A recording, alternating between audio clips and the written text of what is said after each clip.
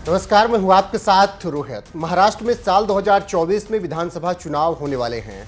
इस चुनाव को लेकर सभी पार्टियों ने अपनी अपनी तैयारियां तेज कर दी हैं। एक तरफ जहां विपक्ष गोलबंद है तो दूसरी तरफ मोदी शाह अपनी चाल चल रहे हैं और आए दिन महाराष्ट्र की राजनीति में कुछ न कुछ हो रहा है। कभी गाड़ी नाव पर तो कभी नाव गाड़ी वाली स्थिति हो चुकी है। चलिए समझाते हैं कि क्या कुछ इस वक्त महाराष्ट्र में हो रहा है इस रिपोर्ट में।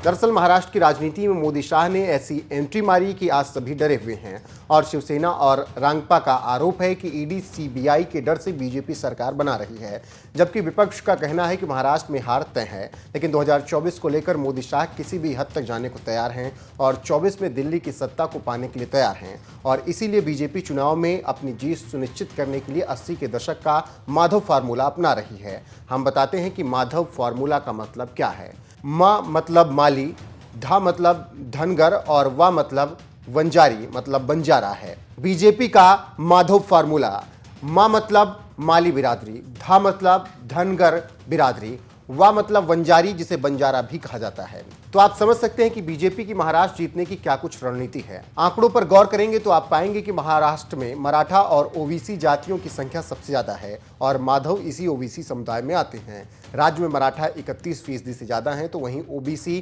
356 उपजातियों में बटी हुई है। बीजेपी फिलहाल इन्हीं दोनों समुदाय को अपने पाले में लाने की रणनीति पर काम कर रही है। माधव ओबीसी समुदाय में आते हैं जिन्हें खुश करने के लिए अहमदनगर का नाम बदलकर अहिल्यानगर कर दिया गया। बारामती गवर्नमेंट मेडिकल कॉलेज का नाम बदलकर अहिल्या देवी होलकर के नाम पर किए जाने का ऐलान किया गया। जानकारों की माने तो भारतीय जनता पार्टी ने 80 के दशक में ओबीसी समाज को अपने पाले में लाने के लिए माधव फार्मूला को आजमाया था, जिसके तहत पार्टी ने ओबीसी में ताकतवर संख्या वाली माली, धनगर और वंजारी यानी वंजारा समाज को खुश करने के लिए कई फैसले लिए थे।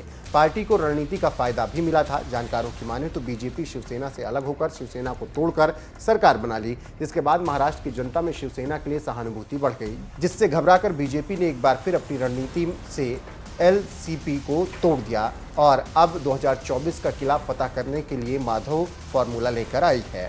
महाराष्ट्र की राजनीति को समझने वालों की माने तो अगर बीजेपी को चुनाव जीतना है तो जनता का दिल जीतना होगा, तभी महाराष्ट्र को जीता जा सकता है। लेकिन बीजेपी के नेताओं की माने तो माधव काफ़ी असरदार होगा। वहीं कुछ सोशल मीडिया जानकारों की माने तो कोल्हापुर, सांगली, सोलापुर, पुणे, अकोला, परभड़ी, नांदेड़ और यवतमाल जिलों में रहते हैं। इस समुदाय के लोगों के पास 40 से ज़्यादा विधानसभा क्षेत्रों में निर्णायक वोट हैं और लगभग 100 विधानसभा क्षेत्रों पर इसी समुदाय के लोगों का प्रभाव है।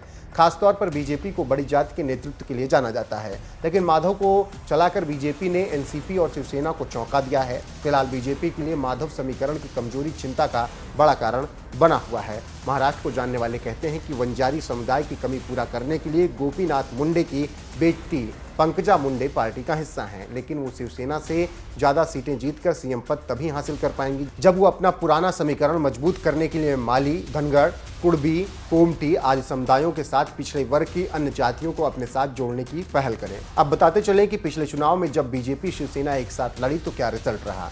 आंकड़ों की माने तो साल 2019 के हुए विधानसभा चुनाव में बीजेपी ने 105 सीटों पर जीत दर्ज की थी और शिवसेना को 56 सीटें मिली थी। तब सरकार बनाने की बात चली तो शिवसेना आधे आधे का प्रस्ताव लेकर पहुंच गई, लेकिन बीजेपी ने इसे मानने से इनकार कर दिया था। नतीजा आप सबके सामने है। बहुमत न मिलने पर केंद्र सरकार ने राज्यपाल की सिफारिश पर 12 नवंबर 2019 को राष्ट्रपति शासन लगा दिया। राष्ट्रपति शासन लगने के बाद शिवसेना, कांग्रेस और एनसीपी ने महाविकास अघाड़ी बनाकर गठबंधन किया।